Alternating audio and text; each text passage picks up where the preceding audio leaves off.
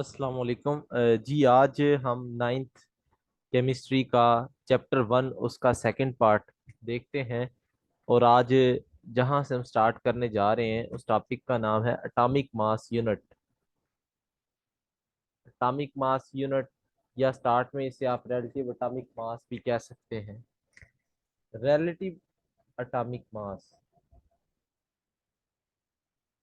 अब ये याद रखें, रिलेटिव का मतलब होता है किसी चीज के साथ कंपैरिजन करना। कि आपके पास एक एटम है और बाकी एटम का मास उस एटम के मुआवजे से आप करें। जैसे मिसाल दूं आपको कि चीनी है या घी है या बाकी चीजें हैं। अब चीनी का आपको वेट मालूम नहीं है लेकिन आपके पास 1 kg का वेट होता है। अब आप जैसे ही तराजू में रखते हैं, यहाँ चीनी रख रहे हैं, आप शुगर रख रहे हैं और वेट रखते हैं 1 kg का, तो जब तक वो बराबर नहीं हो जाते तब तक आप नहीं कहते कि 1 kg हो गया है।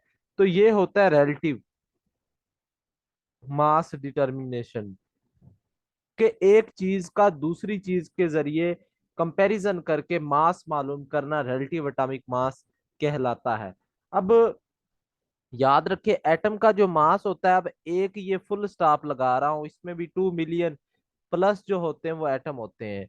अब इतने छोटे से फुल स्टॉप में इतने ज्यादा एटम है तो आपको पता होगा कि एक एटम का मास निकालना फिर हमारे लिए बहुत मुश्किल काम है। कि वो इतना छोटा है, उसका हम मास मालूम नहीं कर सकते। ठीक है जी।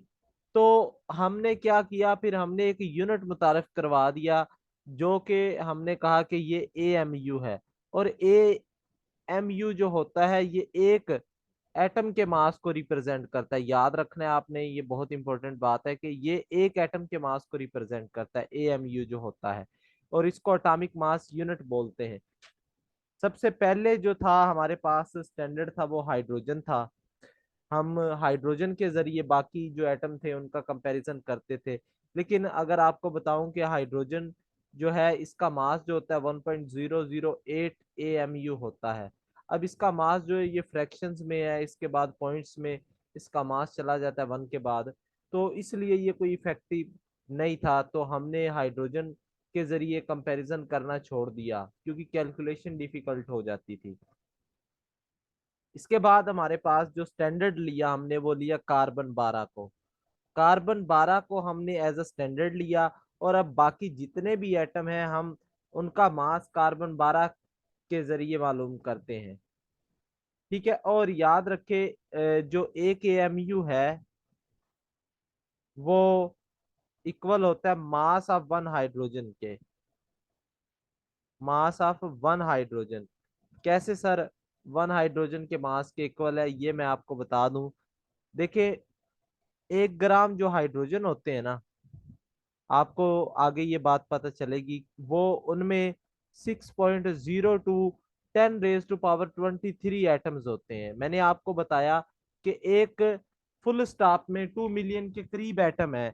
तो अब मैं बात करने जा रहा हूं कि 1 ग्राम हाइड्रोजन में कितने एटम होते हैं। ये इतने एटम होते हैं जिनको एवोगेड्रो नंबर बोलते हैं, वो आगे हम बात करेंगे। ये फिक्स होती है अमाउंट, इतने एटम है 1 ग्राम में। तो ये तो 1 ग्राम यहाँ पे मास है और यहाँ पर एटम्स हैं, याद रखना है। आप चाहते हैं सर कि मास आपके पास है मास 1 ग्राम है। आप चाहते हैं कि एक एटम का कितना मास है।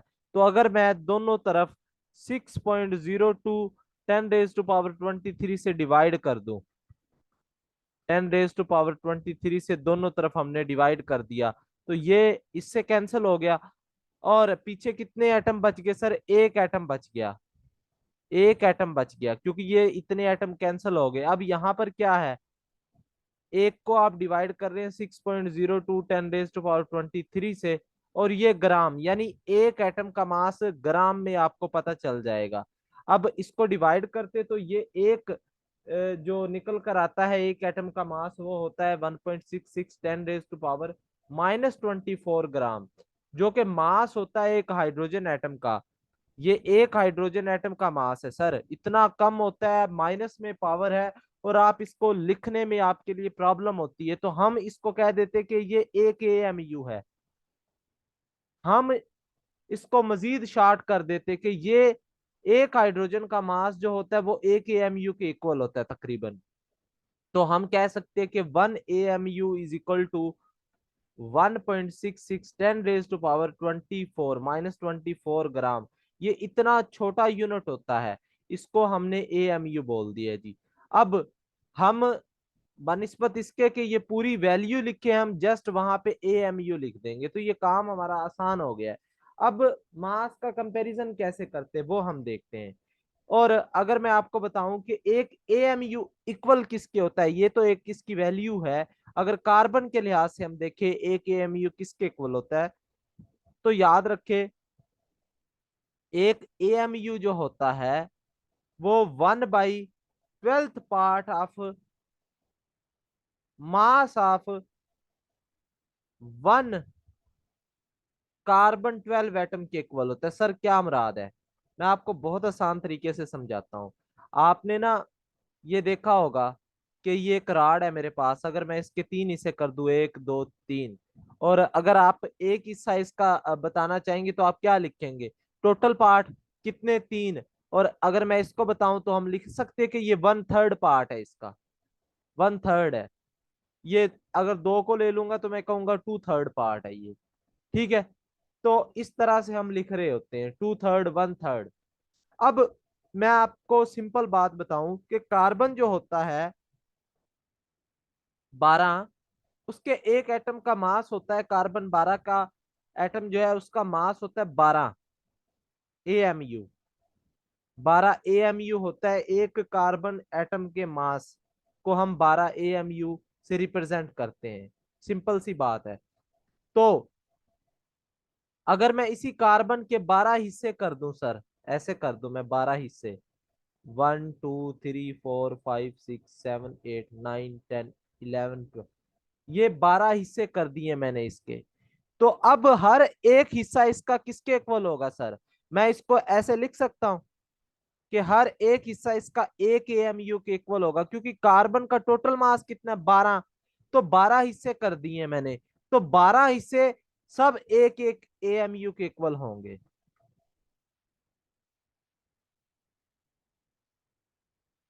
सब 1 1 AMU के इक्वल हो गए हैं सर।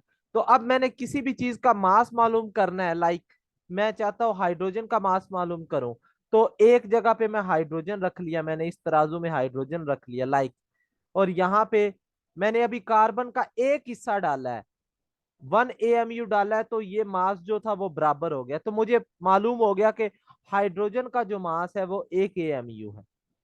अब ऑक्सीजन का मास जो होता है वो 16 होता है, 16 AMU, लेकिन हमें नहीं पता, हम मालूम करना चाहते हैं, हमने यहाँ पे ऑक्सीजन रखा और यहाँ पे हम कार्बन रखेंगे।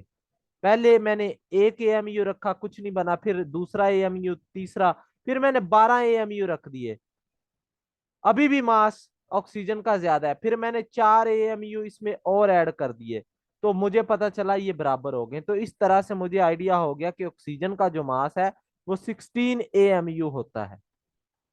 तो ये कंपैरिजन होता है कि हम कार्बन का एक एटम लेते हैं, उसके मास का कंपैरिजन करवा रहे होते हैं। ठीक है, ये इस सिस्टम के जरिए होता है। अब एक AMU मैंने आपको बताया है ये इक्वल होता है, हम रिप्रेजेंट करते हैं ना कि ये 12 हिस्से हमने कर दिए, एक एटम के 12 हिस्से किए थे, तो एक हिस्सा जो एक AMU के है तो उसको कैसे लिखेंगे फिर हम, 1/12 पार्ट।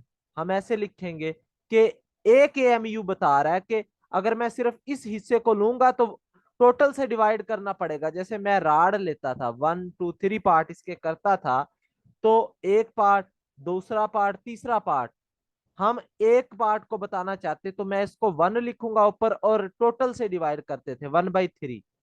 और इसको मैं बताना चाहूंगा तो मैं क्या लूंगा, एक पार्ट लेना चाहूंगा तो इसके 12 हिस्से किए तो 1/12। तो मास ऑफ कार्बन 12, अब कार्बन 12 का मास कितना है ये अगर आप मालूम करना चाहें तो बहुत आसान है। देखें, जो इसको मैं रेज कर दूं, अगर यहां से मैं आपको आसान तरीके से बताता हूं मजीद, कि जो एक कार्बन 12 होता है ना, 12 ग्राम कार्बन जो होते हैं उसमें याद रखे 6.6 10⁻⁻23 एटम होते हैं। ये 12 ग्राम कार्बन एटम का मास है, या ऐसे कह सकते हैं कि ये 6.02 10⁻23 एटम्स का मास 12 ग्राम होता है। तो मैं चाहता हूं कि एक एटम का मास मालूम करूं, जैसे पीछे हमने किया था। तो 1 एटम का मास जो होगा वो इक्वल होगा सर 12/6.02। इसको हम इधर डिवाइड कर दे अगर, 10⁻23 ग्राम। इसको अगर आप सॉल्व करते हैं तो ये आपके पास निकल कर आता है 1.993 10⁻23 ग्राम निकल कर आता है, ये एक एटम का मास कार्बन के। ठीक हो गया जी। अब ये तो कार्बन के एक एटम का मास है, तो एक एएमयू का मास कैसे निकालेंगे हम? अभी तो मैंने इस पार्ट को हल किया है, सिर्फ इतने पार्ट को। तो एक एएमयू किसके इक्वल हो जाएगा सर? एक AMU is equal to 1/12 multiplied by mass of 1 carbon atom. तो कार्बन एटम के एक जो हिस्से का मास है, यानी कार्बन 12 का मास कितना आ रहा है एक एटम का, वो इतना आ रहा है, तो इससे मल्टीप्लाई कर दें। 1.99 10⁻⁻23। तो जब आप 12 से इसको डिवाइड करते हो तो आपके पास जो आंसर निकल कर आता है वो 1.67 10⁻⁻27 किलोग्राम निकल कर आता है सर। तो हैरानगी वाली बात है कि जो हमने हाइड्रोजन से प्रूव किया था कि 1.66 10⁻27, यहां भी वही वैल्यू निकल कर आ रही है कि एक जो एटम का मास है कार्बन के, एक एमयू, वो चाहे हाइड्रोजन का हो या कार्बन का एक हो, वो तकरीबन सेम है। तो इससे हमें आइडिया हो गया कि हम एक एमयू रखें तो हाइड्रोजन का मास पता चल सकता है। ठीक हो गया। तो ये पूरा टॉपिक था एएमयू का, कि एएमयू बेसिकली कंपैरिजन होता है कार्बन 12 के एटम के साथ, और इस तरह से हम उसका मास जो होता है वो निकाल सकते हैं। अब लाइक कुछ एटम्स है, मास ऑफ प्रोटॉन, इसका जो होता है 1.0073 एएमयू होता है। और अगर ग्राम में मैं मास लिखूं तो बहुत छोटा होता है, और हमें टाइम भी लगता है ये सारी रकम लिखने को। और माइनस, ये जो पावर है इसकी माइनस में है, तो इसको हम खत्म करना चाहते हैं, तो इस वजह से यहाँ पे एएमयू लिख देते हैं। ठीक हो गया। इसके बाद मास ऑफ न्यूट्रॉन की बात करें तो 1.0087 होता है, थोड़ा सा ज्यादा होता है वो इससे, 674 10⁻, ये ग्राम में आ जाएगा। तो ग्राम में बहुत छोटा होता है एटम। ग्राम एक एटम आप फुल स्टॉप का मेजर नहीं कर सकते, फुल स्टॉप में इतने मिलियन 2 मिलियन एटम है, तो एक एटम को कैसे मेजर कर लोगे आप? कोई बैलेंस नहीं है हमारे पास। और इलेक्ट्रॉन का जो मास होता है वो होता है जी 5.486 10⁻⁻4 एएमयू, या अगर आप ग्राम में लेंगे तो 9.016 10⁻⁻28 ग्राम, ये इसका मास होता है। ठीक हो गया। तो ये हमारा एक छोटा सा टॉपिक था, चूंकि बुक में इतना इलेबोरेट नहीं किया गया, तो मैं चाहता था कि आपको कॉन्सेप्ट इसका पता चले। इसके बाद हम बात करते हैं how to write how to write a chemical formula. Chemical formula कैसे लिखना है? याद रखे, बहुत आसान काम है केमिकल फार्मूला लिखना। अब आपको पता है कंपाउंड जो होते हैं वो बनते हैं दो चीजों से मिलकर, एक पॉजिटिव पार्ट से और दूसरे नेगेटिव पार्ट से मिलकर बनते हैं कंपाउंड जो होते हैं यूजुअली। मिसाल दूं अगर NaCl, अब जो मेरा लेफ्ट पार्ट होता है वो हमेशा पॉजिटिव होगा, और जो राइट पार्ट होता है वो हमेशा नेगेटिव होगा। ठीक है जी। अब करना क्या है, आपने कोई काम नहीं करना, बहुत आसान है। आपने ये फार्मूला आपको दिया होगा, इनकी वैलेंसी आपको पता होनी चाहिए कि सोडियम की वैलेंसी कितनी है, क्लोरीन की वैलेंसी कितनी। याद रखें, ये सोडियम जो होता है ये पहले ग्रुप से ताल्लुक रखता है, ग्रुप वन से ताल्लुक रखता है, और आपको एलिमेंट्स आने चाहिए। ये मैं लिख रहा हूं। लैला ने की रब से फरियाद। तो ये इस तरह से आप याद रख सकते हैं। अब देखिए, जो ग्रुप वन के एलिमेंट होते हैं, जितना उसका ग्रुप नंबर होगा, इसका ग्रुप नंबर वन है, उतनी ही उनकी वैलेंसी होती है, वन होगी। ठीक हो गया। और ग्रुप टू की बात करें, बेचारी मज का सर बड़ा रहा। तो ये इस तरह आप याद रख सकते हैं। जो ग्रुप टू के एलिमेंट होते हैं, उनकी वैलेंसी टू होगी, जितना ग्रुप नंबर होगा। अब ग्रुप सेवन जो होता है, लाइक फैसल, चल, बार, आई, आंटी, तो ये आपके पास है जी ग्रुप सेवन। अब इसमें क्या होता है, देखिए, वैलेंसी होती है बाण बनाने की सलाहियत, कि कितने एटम, कौन एटम कितने बाण बनाता है। अब ग्रुप वन एक बनाता है बाण, ग्रुप टू टू बना सकता है। ग्रुप सेवन जो होता है, और मैक्सिमम बाण जो है कार्बन चार बना सकता है, याद रखे। मतलब अगर हम बात करें कोवलेंट बाण की, तो चार बना सकता है, वैसे सल्फर छह भी बना सकता है। लेकिन वो कुछ एक्सेप्शंस हैं, और कुछ आगे वो आप वहां डिटेल में ना जाएं, वो एडवांस लेवल के टॉपिक हैं। लेकिन मैक्सिमम आप समझे कि बाण चार बन सकते हैं, इससे मजीद बाण नहीं बन सकते। तो ग्रुप चार जो है, उसकी वैलेंसी चार होगी, कार्बन चौथे ग्रुप से ताल्लुक रखता है। अब सेवंथ ग्रुप जो है, अब इसके आखिरी शेल में सात इलेक्ट्रॉन होते हैं। एक और बात याद रखे, जितना जिसका ग्रुप नंबर होता है, उतने ही उसके आखिरी शेल में इलेक्ट्रॉन होते हैं। इसके आखिरी शेल में सात इलेक्ट्रॉन है। तो इसको कितने इलेक्ट्रॉन चाहिए बाण मुकम्मल करने के लिए? सर, इसको सिर्फ एक इलेक्ट्रॉन चाहिए। बाण कंप्लीट करने के लिए सिर्फ एक इलेक्ट्रॉन चाहिए। तो इट मींस ये कितने बाण बनाएगा? एक बाण बनाएगा। तो इसकी वैलेंसी कितनी हो जाएगी? एक हो जाएगी। तो ग्रुप सात की वैलेंसी एक होती है। जो ग्रुप सिक्स होता है, ओ ससी ते पुन्नू, ये जो ग्रुप सिक्स होता है सर, इसकी वैलेंसी टू होती है, इसकी वन होती है। ठीक है। तो क्योंकि ग्रुप सिक्स जो होता है, ये छह बाण नहीं बना सकता, क्योंकि इसको ऑक्टेट कंप्लीट करने के लिए दो इलेक्ट्रॉन चाहिए, दो बाण बनाएगा। तो इस तरह से जितने बाण बनाए जाते हैं, वो उनकी वैलेंसी होती है। अब इनकी वैलेंसी आपको बस पता होनी चाहिए। कुछ ग्रुप्स हैं जो ग्रुप वन टू और थ्री फोर फाइव सिक्स, वो भी कर ले तो अच्छी बात है। लाइक अब ग्रुप फाइव की बात करें अगर हम, तो इनकी वैलेंसी जो होगी वो अ, तीन होगी, क्योंकि ये पांच बॉन्ड नहीं बना सकते। इनको तीन इलेक्ट्रॉन चाहिए आठ मुकम्मल करने के लिए। और ग्रुप फोर जो है, ये चार बॉन्ड बना सकता है, कार्बन वगैरह।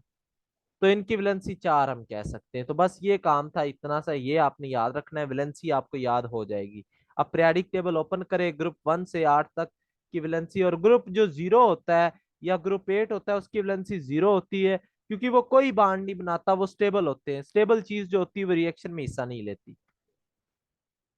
इसके बाद बात करें अगर हम, तो नंबर वन, आपने आपको वैलेंसी का पता होना चाहिए। और फिर आपने दूसरा स्टेप क्या करना है, कि आपने लाइक ये सोडियम क्लोराइड था कंपाउंड, इसकी वैलेंसी कितनी? सोडियम की प्लस वन है, और इसकी कितनी? माइनस वन है।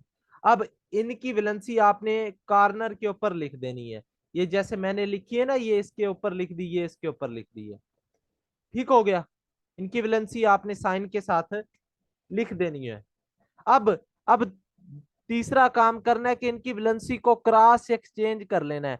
इसकी वैलेंसी को इसके नीचे लिख देना है, और सोडियम की वैलेंसी को क्लोरीन के नीचे लिख देना। कैसे आएगा सर?